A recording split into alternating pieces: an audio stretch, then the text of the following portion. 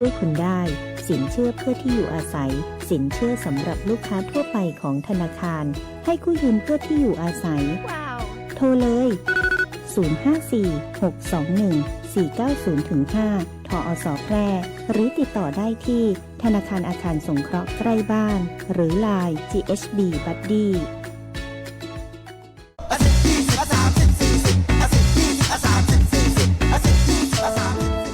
ถ้าความเร็วบนท้องถนนในชุมชนเป็นตัวเลขเหล่านี้ก็คงดี แต่ในความเป็นจริงยังมีผู้ขับขี่ใช้ความเร็วสูงและการขับรถเร็วเกินกฎหมายกำหนดยังเป็นสาเหตุหลักที่ทำให้เกิดอุบัติเหตุสงกรานต์นี้ถึงบ้านอย่างปลอดภัย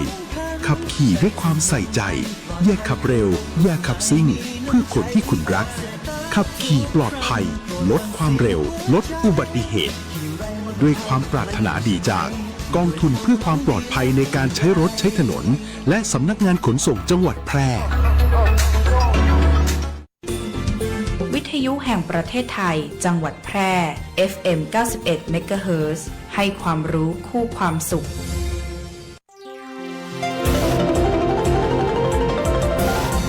วิทยุแห่งประเทศไทยให้ความรู้คู่ความสุขท่านผู้ฟังกำลังให้เกียรติติดตามรับฟังสถานีวิทยุกระจายเสียงแห่งประเทศไทยจังหวัดแพร่ทำการส่งกระจายเสียงด้วยระบบ FM Stereo Multiplex ความถี่ 91 เมกะเฮิรตซ์ จากนี้ไปรับฟังรายการรักสิ่งแวดล้อม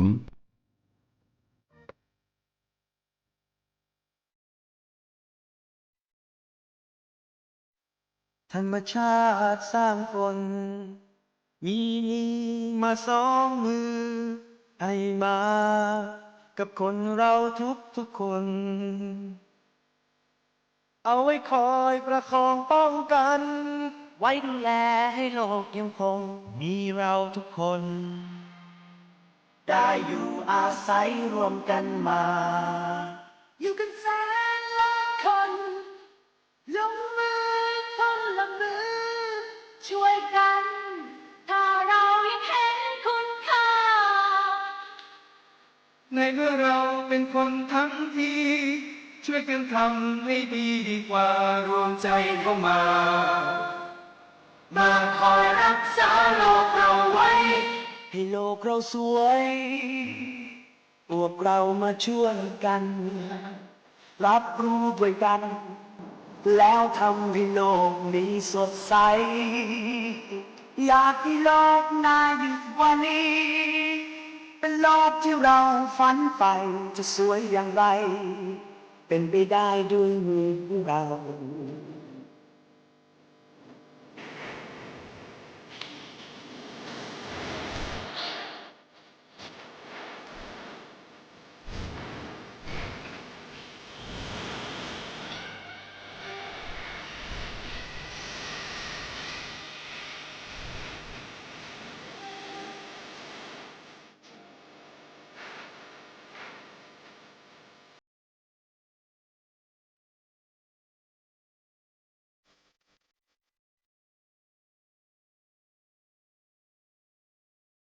อีกไม่ช้าไม่นานเราเองคงต้องไปแต่มันก็ยังมีโลกใบเก่ายังต้องมีล้านคนก็มาอยู่ที่นี่แทนเราคือเด็กของเราเด็กที่เขาไม่เรียนสายให้โลกเราสวยพวกเรามาช่วยกันรับรู้ด้วยกันแล้วทำให้โลกนี้สดใส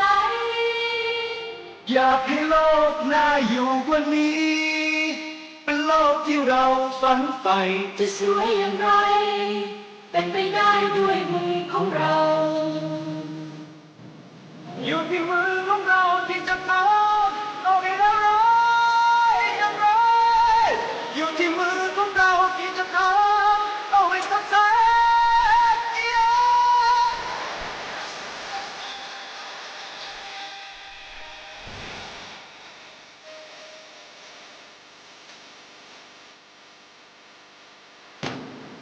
ให้โลกเราสวย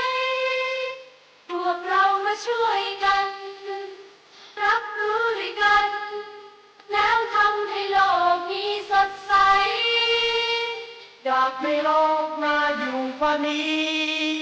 เป็นโลกที่เราฝันใฝ่จะสวยอย่างไรเป็นไปได้ด้วยมือของเรา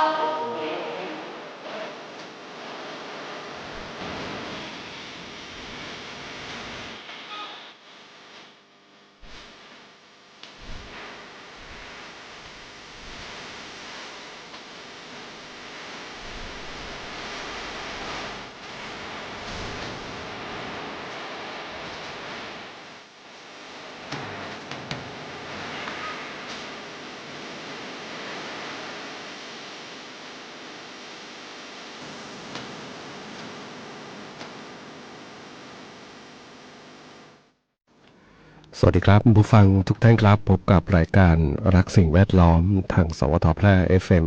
91 เมกะเฮิรตซ์ครับเช้าวันอังคารที่ 14 เมษายน 2569 อยู่กับผมแสวงเป้าเพชรเป็นผู้ดำเนินรายการครับ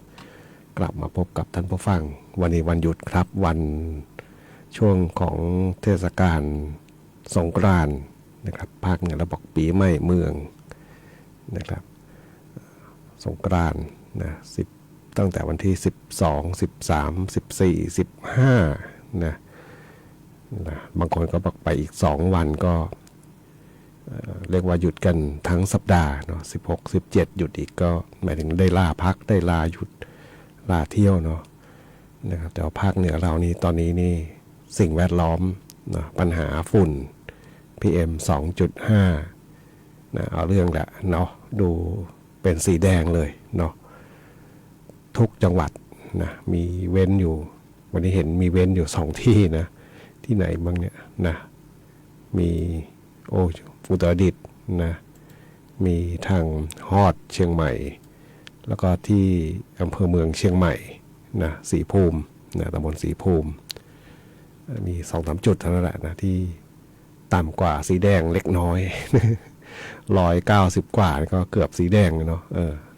ต่ำลงมาเลยเพราะว่าเล่นน้ำสงกรานต์หรือเปล่าไม่แน่ใจนะบางทีก็มีผลนะไม่ใช่ไม่มีนะเล่นน้ำสาดน้ำกันมากๆนะเราก็อยู่ในเขตที่ใกล้จุดที่วัด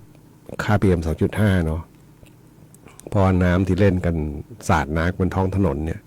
มันก็จะไปจับดับฝุ่นบนถนนลงไปนะครับรถที่วิ่งมามันก็จะเรียกว่าฝุ่นไม่มีเนาะมันก็ไม่ฟุ้งขึ้นมาเนาะเหมือนกับเรารดน้ำตามหน้าบ้านเรานี่แหละนะช่วยกันคนละบ้าน2บ้านมันก็ช่วยได้นะดูช่วงสงกรานต์นี่แหละเนาะบ้านเหนือบ้านใต้ก็รดน้ำถนนด้วยนะบางทีทางอบตก็เอารถน้ำมาล้างถนนสักรอบหนึ่งมันก็ช่วยได้ระดับหนึ่งเนาะฝุ่นมันก็จะหายไปแป๊บหนึ่งเนาะเพราะว่าเขาใช้คำว่าแป๊บเนาะพอรถที่วิ่งอยู่มันก็จะเรียกว่าฝุ่นบนถนนน้อยลงเนาะมันก็ไม่ค่อยฟุ้งเท่าไหร่เนาะก็ต้องยอมรับว่าส่วนหนึ่งของฝุ่นละอองในอากาศเนี่ยก็เกิดจากเนี่ยถนนจากรถวิ่งนี่แหละเนาะรถวิ่งนะพอรถวิ่งเนี่ยจะมีแรงลมทั้งลมปะทะลมหมุนใต้ท้ายรถต่างๆเนาะมันก็ตีเอาฝุ่นขึ้นมานะครับแต่ที่อยู่ตามป่าตามดอยที่เห็นตอนนี้เนี่ยไม่รู้ใครขโมยดอยไปหมดเนาะขาวโพลนไปหมดเลยควันเนาะควันชัดเจนเลยล่ะนะกลิ่นนี่มาเลยเนาะช่วงสายๆเมื่อวานนะก็มีโอกาสทำความสะอาดบ้านนะอะไรนะเพียวบ้านเพียวจองนะทำความสะอาดนะก็นะเดี๋ยวตอนนี้ต้องปิดหน้าต่างไว้แล้วเพราะว่ามันฝุ่นนะฝุ่นแล้วก็ควันค่อนข้างเยอะนะครับดูแลสุขภาพร่างกายกันเนาะถึงแม้ว่าจะอยู่ในช่วงของสงกรานต์บางคนอาจจะลืมไปเนาะไปเล่นน้ำสงกรานต์กันแต่ว่าก็อีกด้านหนึ่งก็คือ PM 2.5 นะครับนะเครื่องมือวัดก็ชัดเจนแหละนะมันเข้มข้นเนาะที่สวทนี่ก็เมื่อเช้ามาเปิดสถานีตี 4นี่ก็นะเปิดห้องเข้ามาแล้วก็เปิดเครื่องเจ้าฟอกอากาศดูนะครับนะก็ฝุ่นก็เยอะอยู่ ก็นะดูแลสุขภาพร่างกายกันนะครับนะแต่ถ้าในช่วงของเทศกาลนี่ก็อาจจะเป็นห่วงเวลาหนึ่งเนาะที่หลายคนก็อาจจะเรียกว่ามีความสุขกัน นะถึงแม้จะเป็นแบบชั่วคราวคือไม่กี่วันเนาะแล้วก็เดี๋ยวก็จะผ่านไปนะครับก็ยังดีเนาะอย่างน้อยก็เรายังมีกิจกรรมต่างๆที่จัดขึ้นมานะในแต่ละพื้นที่ต่างๆนะครับวันนี้พบกันเช่นเคยกับช่วงเวลาของรายการรักสิ่งแวดล้อมท่านผู้ฟังที่ติดตามรับฟังอยู่ครับในบทเพลงเพื่อชีวิตอยากจะฟังเพลงไหนอย่างไรแล้วก็สามารถที่จะแนะนำได้ครับจากโทรศัพท์054523 516ครับแฟนเพจก็พิมพ์คอมเมนต์ไว้ได้ครับกับช่วงเวลาของรายการรักสิ่งแวดล้อมครับ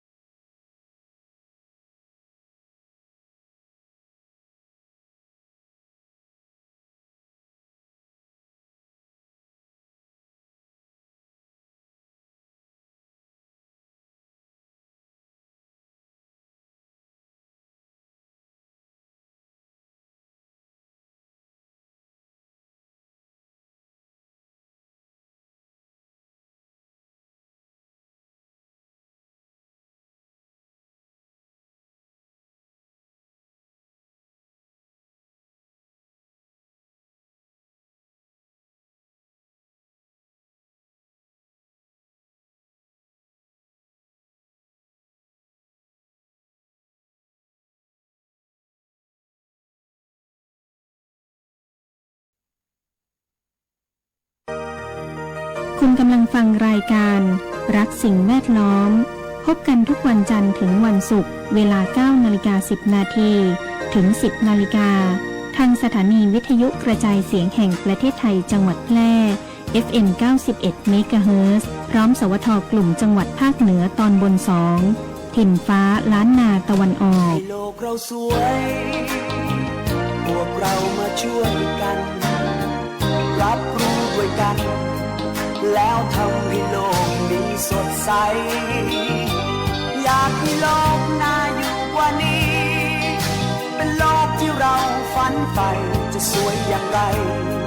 เป็นไปได้ด้วยมือของเรา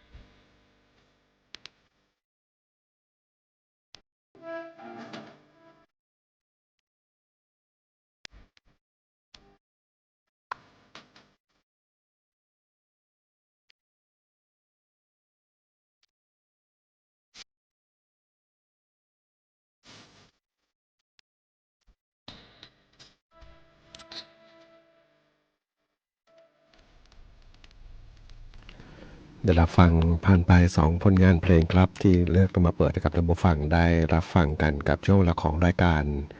รักสิ่งแวดล้อมทางสวทแพร่ FM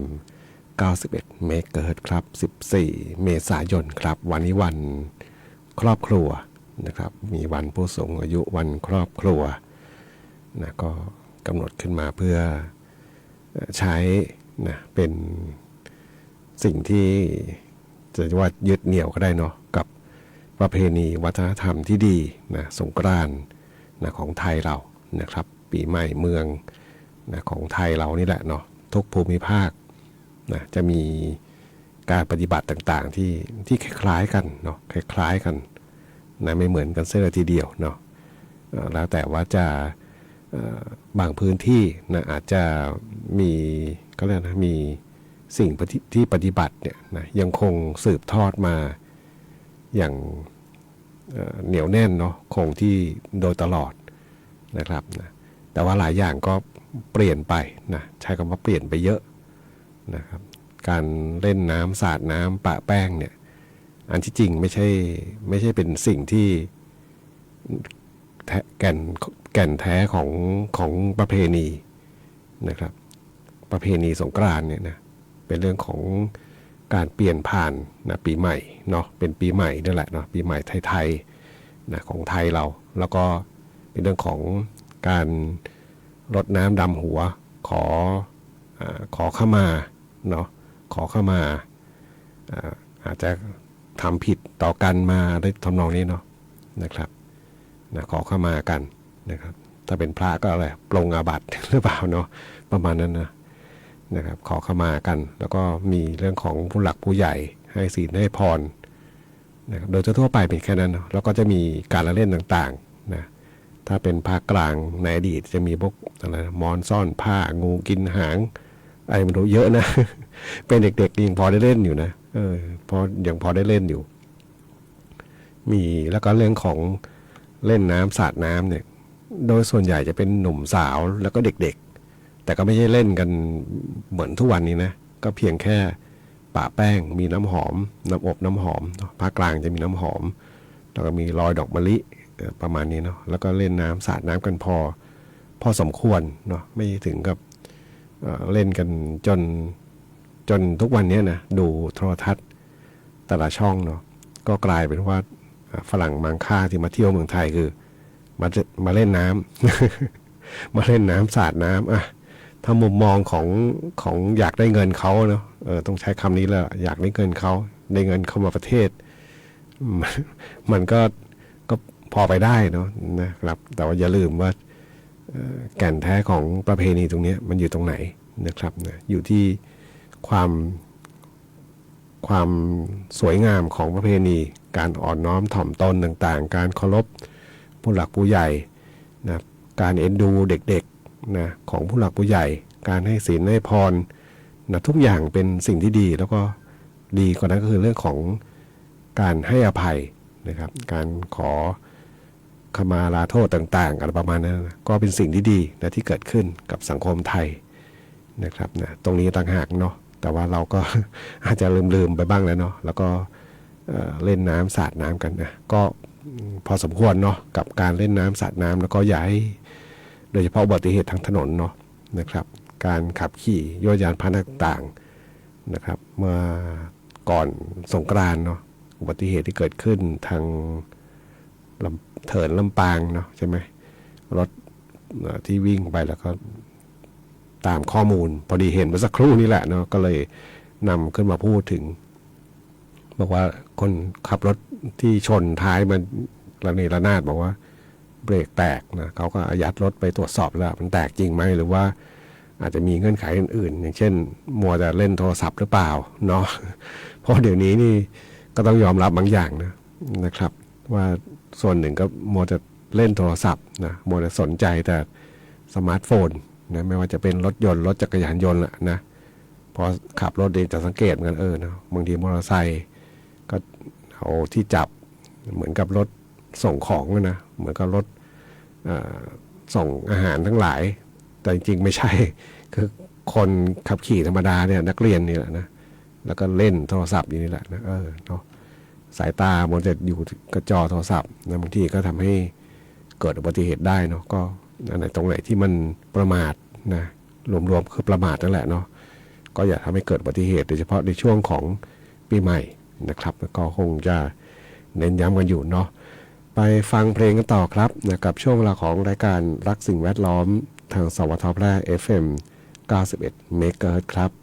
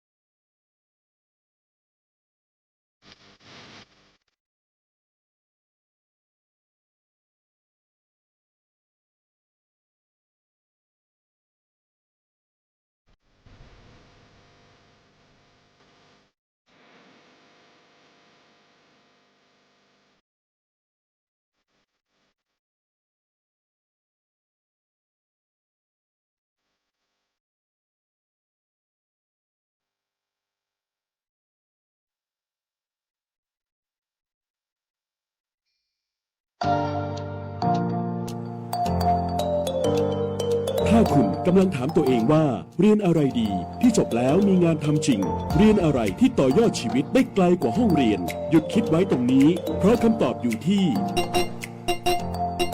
วิทยาลัยอาชีวศึกษาแพร่ที่นี่เราไม่ได้สอนแค่ให้รู้ แต่สอนให้ทำเป็นทำจริง และทำได้ในโลกอาชีพ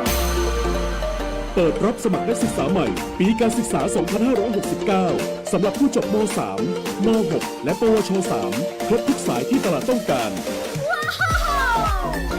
ทั้งการบัญชี การตลาด การจัดการสำนักงานดิจิทัล การจัดการโลจิสติกส์และซัพพลายเส้นคหกรรมศาสตร์ อาหารและโภชนาการ แฟชั่นสิ่งทอ ดิจิทัลกราฟิก วิจิตรศิลป์ การโรงแรม การท่องเที่ยว เทคโนโลยีธุรกิจดิจิทัล และเทคโนโลยีสารสนเทศ เรียนได้ตั้งแต่ปวช ปวส จนถึงระดับปริญญาตรี ระบบปกติและทวิภาคี เรียนไป ทำงานไป มีรายได้ระหว่างเรียน ที่สำคัญ เรามีสถานประกอบการชั้นนำรองรับการฝึกจริง และมีทุนการศึกษาอีกมากมาย รอคุณอยู่ อยากมีอาชีพ อยากมีอนาคตที่จับต้องได้ เริ่มต้นวันนี้ที่วิทยาลัยอาชีวศึกษาแพร่ เตรียมชีวิตจริง ให้พร้อมสู่โลกอาชีพ เรียนจริง ทำได้จริง มีงานรองรับ เพราะความสำเร็จที่ยิ่งใหญ่ เกิดขึ้นได้ที่วิทยาลัยอาชีวศึกษาแพร่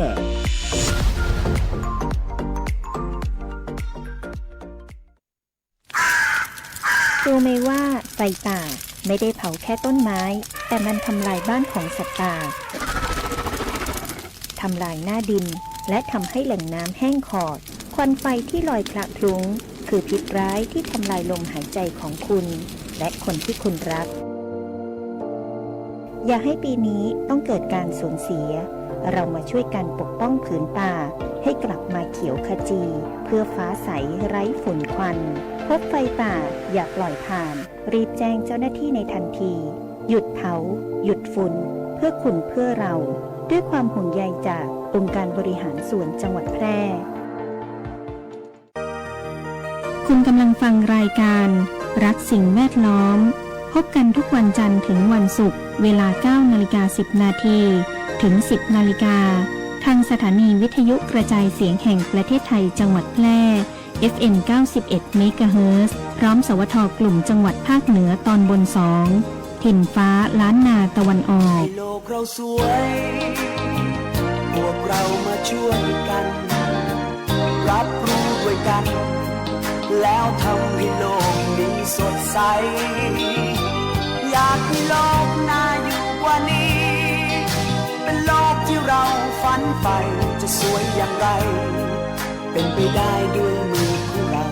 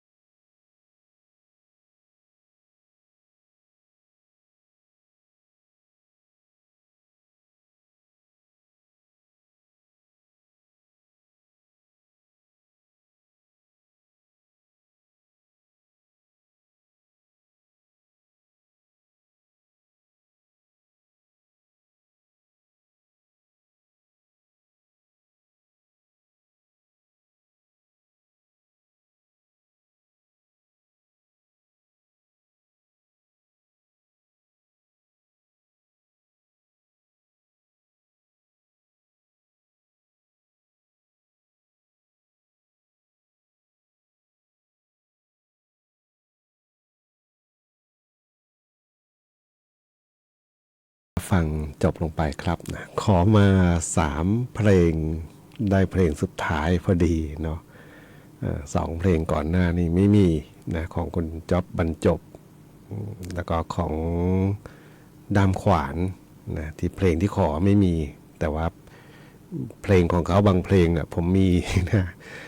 จ๊อบบรรจบนี่ก็มีเนาะแล้วก็ดามขวานนี่ก็จะมีบางเพลงเนาะเพราะในอดีตเนี่ยเพลงที่เขาส่งมาให้ทางสถานีเปิดออกรายการเนี่ยนะจะมีแค่เพลง2เพลงเนาะนะครับเพลง2เพลงนะแต่ก่อนโน้นเขาเรียกแผ่นตัดนะสมัยยังไม่เคยเข้ามาทำงานสถานีวิทยุนี่ได้ยินครั้งแรกๆก็ไม่เข้าใจแผ่นตัดมันตัดทำไง พี่ๆที่เขาอยู่ฝ่ายรายการในอดีตเขาบอกมันเป็นแผ่นตัดก็เราเขาอธิบายเอาแผ่นตัดที่ส่งเข้ามาเนี่ยจะมีแค่2-3 เพลงนะเป็นแผ่นเสียงก็จะมีสัก 4-5 เพลงนี่แหละเนาะแต่ถ้าเป็นขายทั้งอัลบั้มก็จะมีเท่าไหร่10 เพลงบางทีก็11-12ประมาณนี้นะที่เป็นเทปคาสเซ็ตเนาะก็มักจะเป็นแบบนี้เนาะ10เพลง11 เพลงนะมันมักจะมีบรรเลงบ้างมีเวอร์ชันอีกเวอร์ชันหนึ่งประมาณนี้เนาะแล้วจะมีเพลงที่เป็นเพลงเด่นๆในอัลบั้มชุดนั้นของเขานะบางทีก็ไม่เกิน3เพลงหรอกเนาะโดยทั่วไปเนาะ2-3 เพลงเนาะส่วนหนึ่งก็จะส่งให้กับสถานีได้เปิดนี่แหละนะก็เป็นการประชาสัมพันธ์เนาะจนมาถึงยุคที่พัฒนาไปอีกขั้นหนึ่งนะมี MP3 มีระบบอินเทอร์เน็ตมี YouTube เข้ามาระยะหลังนี่ก็ศิลปินก็เลยใช้เป็นซิงเกิลนะเดี่ยวๆ ออกมาเพลงเดียวแล้วก็โพสต์ YouTube เลยเนาะนะขึ้น YouTube เลยแล้วก็เข้าไปหารายได้จากช่องทาง YouTube นะครับจากยอดวิวยอดไลค์ทั้งหลายนะครับนะเขาก็จะได้รายได้ตรงนั้นแหละเนาะแล้วก็ส่วนที่ส่งให้กับสถานีก็จะส่งมาทางอีเมลนะครับนะของผมเองก็ยังเห็นมีส่งอยู่เนาะมาส่งเข้ามาแต่ว่าไอ้คุณภาพเสียงที่ส่งมาทางอีเมลเนี่ยมันจะไม่เรียกว่ามีคุณภาพที่ค่อนข้างต่ำนะต่ำกว่าเพลงที่เขาขายนะเป็นอัลบั้มที่ขายหรือว่าเป็นสิ่งที่ต้องเสียเงินไปฟังนะคือเขาเจตนาเลยแหละเนาะนะแซมปิ้งเรทอะไรต่างๆที่ส่งออกมาเนี่ยนะมันก็จะฟังได้เหมือนกับกองๆแกงๆนะมันไม่เต็มดนตรีต่างๆมันไม่สมบูรณ์แบบเนาะนะครับนะแตกต่างจากในอดีตเลยที่ส่งแผ่นเสียงมาให้ส่งแผ่นซีดีมาให้นะอันนั้นครบถ้วน เล่าให้ฟังเนาะขอบคุณผู้ฟังที่ติดตามรับฟังแล้วก็ถามไทยผลงานเพลงเข้ามาแล้วก็สวัสดีปีใหม่เนาะปีใหม่เมืองช่วงนี้นะครับนะก็นะให้ร่ำให้รวยถูกหวย แล้วก็สิ่งที่สำคัญก็คือเรื่องของสุขภาพนะครับนะจำเป็นอย่างยิ่งเนาะในยุคปัจจุบันที่ต้องใช้คำว่าสุขภาพนะครับบางคนบอกก็มีเงินมีทองเยอะแต่ว่าก็นั่นแหละเนาะพอวันหนึ่งนะพออายุมากขึ้นนะเรื่องของสุขภาพร่างกายเป็นสิ่งจำเป็นอย่างยิ่งเนาะโดยเฉพาะคนที่ต้องตรากตรำทำงานหนักเนาะสู้แดดสู้ฝนเนาะยิ่งปัจจุบันเนี่ยถึงแม้จะมีฝุ่นมากรองแสงบ้างเนาะแต่ก็ร้อนเนาะร้อนแต่ว่าฝุ่นก็ยังช่วยคือถ้ามองภาพดีก็ฝุ่นช่วยกรองแสงเนาะแดด 2-3 วันเนี่ยที่ผ่านมาเนี่ยแดดถึงแม้จะไม่มีเมฆบดบังแต่มันมีฝุ่นนะมันเป็นฟ้าหลัวเนาะตอนเช้ากับตอนเย็นเนี่ยเป็นสีเทาเลยแหละนะมองขอบฟ้านี่เป็นสีเทานะครับนะแล้วก็ค่าฝุ่นเนี่ยสูงมากนะดูจากเว็บไซต์ Air for Thai วันนี้นี่หนักสุดนี่น่าจะเป็นโซนจังหวัดเชียงรายนะเชียงรายเชียงใหม่นะเชียงรายเชียงใหม่น่านน่านกับชะย่อยนะ338นะทางตอนเหนือนะครับเมืองแพร่นี่208นะ200กว่านี่เยอะมากนะครับนะค่า PM 2.5 นะครับเอาละมันอาจจะมีบางจุดที่ไม่ถึงนะหมายถึงว่าคุณค่าฝุ่นไม่ถึงแต่ว่าโดยเฉลี่ยมันก็เยอะนะครับดูจากท้องฟ้าดูจากกลิ่นต่างๆที่เราสัมผัสได้เนี่ยฝ ฝุ่นควันทั้งหลายเข้ามาเนี่ยอันนี้สิ่งหนึ่งที่ต้องเขาบอกต้องสวมแมสเถอะนะ สวมแมสนะว่าถ้าไม่มีภารกิจจำเป็นอยู่บ้านเนาะปิดบ้านแล้วก็นะถ้ามีสตางค์เราก็ซื้อเครื่องกรองฝุ่นมานะครับนะซื้อเครื่องกรองฝุ่นมาใช้นะครับอย่างน้อยก็ได้อากาศที่ดีหายใจแล้วก็มันก็เป็นอยู่สักช่วงหนึ่งเนาะรอฝนอย่างเดียวอะ รอฝนมาดับฝุ่นเนาะก็ด้วยความเป็นห่วงเป็นใยกันนะท่านผู้ฟังที่ติดตามรับฟังอยู่ครับสถานการณ์บ้านเราที่ยังคงมีเรื่องของฝุ่นละอองค่อนข้างเยอะอยู่นะครับไปฟังเพลงกันต่อครับกับช่วงเวลาของรายการรักสิ่งแวดล้อมครับ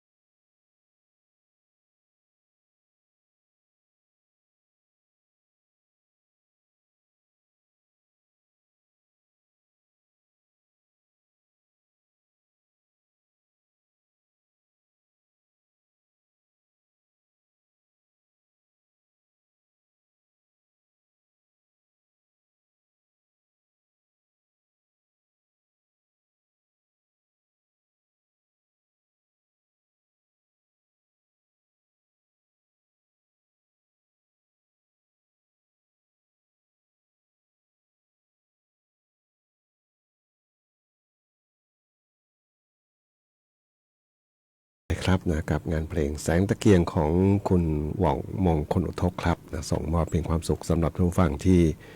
ติดตามรับฟังรายการรักสิ่งแวดล้อมทางสวทแพร่ FM 91 เมกะเฮิรตซ์ครับนะเรื่องของฝุ่นละอองต่างๆความไม่สดชื่นนะของอากาศนะอากาศแห้งแล้งมากนะจะใช้คำว่ามากเลยนะไม่มีฝนลงมานี่อุณหภูมิวันนี้ดูจากพยากรณ์อากาศนี่ภาคเหนือเราเนี่ยนะ สูงสุดไปอยู่ที่42องศาเซนเซียสนะครับอุณหภูมิต่ำนี่19ถึง27นะแล้วก็สูงสุดอยู่ที่37ถึง42นะครับนี่ยังไม่ได้เห็นตัวเลขเขาเลยอุณหภูมิที่รู้สึกได้เนาะมันจะสูงกว่านี้อีกเนาะก็ถือว่าอุณหภูมิค่อนข้างเยอะนะสูงมากนะครับนะดูแลสุขภาพร่างกายกันโดยเฉพาะคนที่อาจจะสุขภาพอ่อนแอเนาะแล้วก็คนเฒ่าคนแก่นะครับนะต้องดูแลสุขภาพร่างกายนิดนึงอากาศร้อนทั้งฝุ่นนี่มันหายใจยากนะสังเกตนะว่าตัวเองเนี่ยเวลาเจอฝุ่นเยอะๆแบบนี้นะคือหายใจมันไม่เต็มปอดเนาะนะครับไม่เต็มปอดไม่เหมือนกับเราอยู่ในพื้นที่ที่มันอากาศดีๆนะ อันนี้มันเช็คได้เนาะจากความรู้สึกเราด้วยแล้วก็จากเครื่องมือที่มีอยู่นะจากเครื่องมือที่มีอยู่ก็คือตัววัดเช็คค่าฝุ่นนะครับจากพวกเครื่องฟอกอากาศเหล่านี้นะครับก็สามารถที่จะเปรียบเทียบได้ว่าเนาะอากาศดีกับไม่ดีเนี่ยในความที่เราหายใจเข้าออกมันต่างกันเลยเนาะนะครับแล้วก็คนที่ต้องออกกำลังกายกลางแจ้งก็ถ้าหยุดได้ก็หยุดก่อนเนาะ มันฝุ่นมันเยอะมากนะครับนะเดี๋ยวจะกลายเป็นโทษกับตัวเองซะมากกว่าเนาะหมายถึงว่าเจอฝุ่นอัดเข้าไปในปอดมากกว่าที่จะได้ร่างกายแข็งแรงนะครับนะก็ฝากไว้เนาะวันนี้รายการทักสิ่งแวดล้อมทางสวทแพร่ FM 91 เมกะเฮิรตซ์มาถึงช่วงท้ายรายการครับวันนี้คงต้องนำรายการท่านผู้ฟังไปก่อนพบกันใหม่ในครั้งต่อไปวันนี้ขอความสุขความโชคดีจงมีแด่คุณผู้ฟังทุกท่านสวัสดีครับ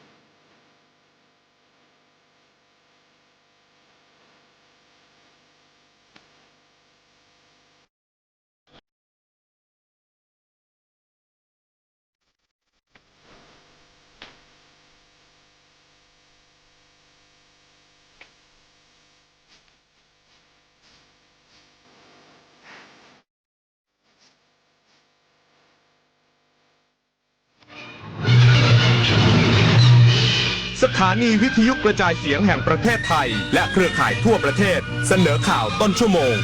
รู้เร็วรู้จริงเกาะติดทุกสถานการณ์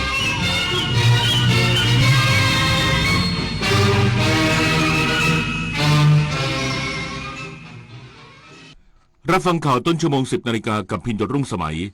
รัฐมนตรีช่วยว่าการกระทรวงคมนาคมทรงความปรารถนาดีเนื่องในวันครอบครัวพร้อมอวยพรให้เดินทางด้วยความปลอดภัย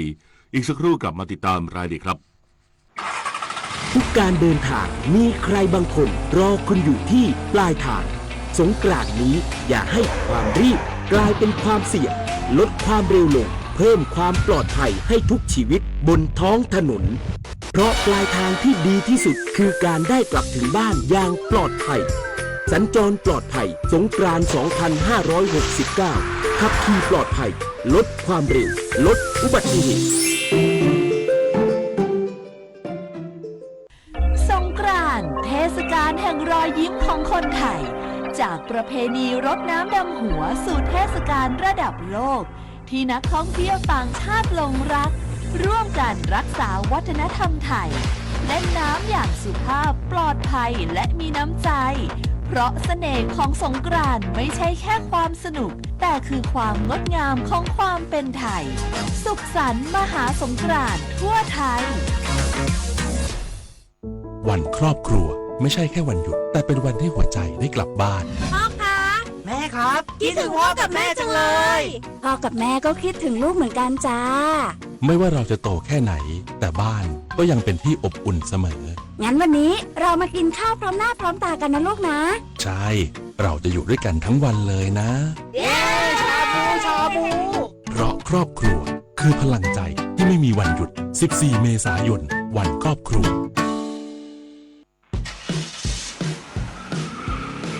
เพื่อนจะรีบไปไหนสตาร์ทรถทิ้งไว้ก่อนเดี๋ยวขึ้นไปเอาของบนออฟฟิศแป๊บนึงหยุดเลยสตาร์ทรถทิ้งไว้เปลืองน้ำมันนะแค่ไม่กี่นาทีเองพลังงานไม่หมดโลกมั้งคำว่าแค่แป๊บเดียวของทุกคนรวมกันหมายถึงพลังงานมหาศาลที่ถูกทิ้งไปเปล่าๆเลยนะจริงด้วยนึกว่าเรื่องเล็กแต่มันเรื่องใหญ่กว่าที่คิดอีกนะเนี่ยร่วมกันประหยัดพลังงานเพื่อประเทศชาติและโลกของเรารัฐมนตรีช่วยว่าการกระทรวงคมนาคมส่งความปรารถนาดีเนื่องในวันครอบครัวเน้นย้ำสถาบันครอบครัวเป็นรากฐานสำคัญของความมั่นคงพร้อมอวยพรให้เดินทางกลับไปปฏิบัติหน้าที่ด้วยความปลอดภัยนายสิริพงษ์อังคสกุลเกียรติรัฐมนตรีช่วยว่าการกระทรวงคมนาคมกล่าวส่งความปรารถนาดีไปยังพี่น้องประชาชนเนื่องในโอกาสวันครอบครัวซึ่งตรงกับวันที่ 14 เมษายนของทุกปีโดยระบุว่าสถาบันครอบครัวถือเป็นจุดเริ่มต้นที่สำคัญที่สุดในการเสริมสร้างให้ประเทศชาติมีความมั่นคงและแข็งแรงพร้อมทั้งชื่นชมคุณลักษณะเด่นของคนไทยในเรื่องความกตัญญูกตเวทีซึ่งถือเป็นเสน่ห์ที่ได้รับความชื่นชมจากผู้คนทั่วโลกในโอกาสนี้รัฐมนตรีช่วยว่าการกระทรวงคมนาคมกล่าวว่าเป็นช่วงเวลาดีที่หลายคนได้เดินทางกลับภูมิลำเนาเพื่อพบปะญาติพี่น้องและแสดงความรักต่อกันหลังจากที่ต้องแยกย้ายไปปฏิบัติภารกิจตามหน้าที่ในพื้นที่ต่างๆโดยขอให้วันครอบครัวปีนี้เป็นปีที่ทุกครอบครัวได้อยู่กันอย่างพร้อมหน้าพร้อมตามีความสุขและใช้โอกาสนี้ในการเติมพลังใจเพื่อที่จะกลับมาปฏิบัติงานได้อย่างเข้มแข็งและมีความสุขต่อไปนอกจากนี้ยังได้แสดงความห่วงใยถึงการใช้รถใช้ถนนโดยอวยพรให้ประชาชนทุกคนประสบแต่ความปลอดภัยในทุกเส้นทางทั้งในช่วงการเดินทางไปและกลับเพื่อให้เทศกาลแห่งความสุขนี้เป็นความทรงจำที่ดีของทุกครอบครัวพุทธศาสนิกชนจำนวนมากร่วมประกอบกิจกรรมทางพระพุทธศาสนาเนื่องในเทศกาลสงกรานต์ณวัดเบญจมบพิตรดุสิตวนารามราชวรวิหาร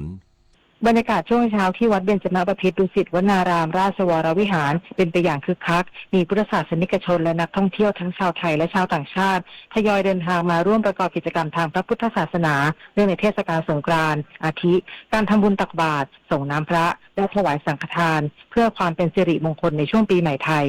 ทั้งนี้วัดเบญจมบพิตรดุสิตวนารามราชวรวิหารได้จัดกิจกรรมวิถีธรรมวิถีไทยเนื่องในเทศกาลสงกรานต์ตั้งแต่วันนี้ถึง16 เมษายน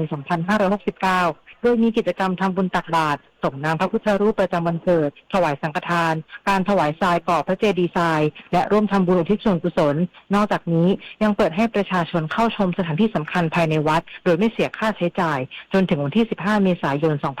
2569เพื่อส่งเสริมการท่องเที่ยวเชิงวัฒนธรรมและสืบสานประเพณีไทยอย่างต่อเนื่อง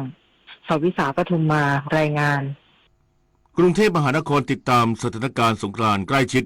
ชี้จุดวิกฤตปีนี้อยู่บริเวณถนนพรานนกตัดใหม่มีการปิดถนนส่งผลการจราจรหนาแน่นและติดขัดนายชัชชาติสิทธิพันธ์ผู้ว่าราชการกรุงเทพมหานครเปิดเผยว่า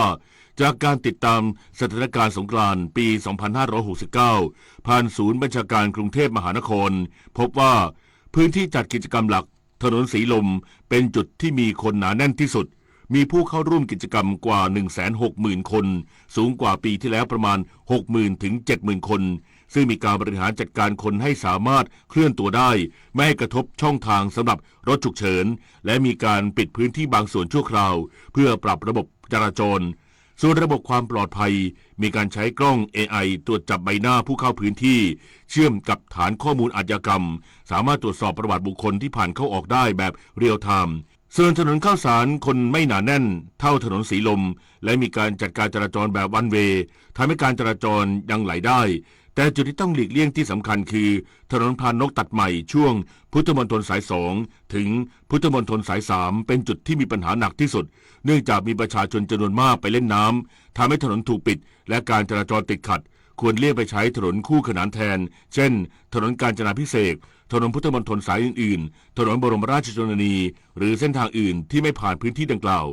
ส่วนการแก้ไขระยะยาวการบังหารือกับหน่วยงานที่เกี่ยวข้องเพื่อวางแผนแก้ปัญหาการจราจรและการใช้พื้นที่เล่นน้ำอย่างไม่เป็นระเบียบ1 คนลดน้อย100 คนลดมากรวมพลังทั้งชาติไทยไม่ขาดพลังงานจบข่าวพิญญรุ่งสมัยอ่านและฟังข่าวครั้งต่อไปเวลา 11:00 น.